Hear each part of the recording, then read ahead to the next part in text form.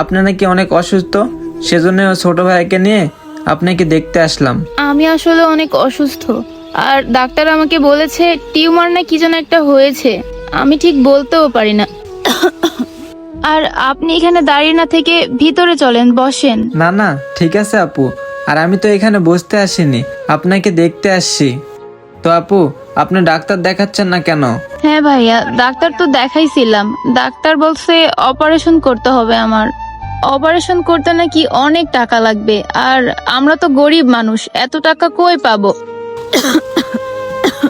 টাকার অভাবে মনে হয় আমার আর চিকিৎসা হবে না ভাইয়া। আরে কি বলেন আপু, বাঁচা মরার মালিক তো ওই উপর আল্লাহ, আর আপনি কোনো টেনশন করেন না, আমি যতদূর পারি চেষ্টা করব।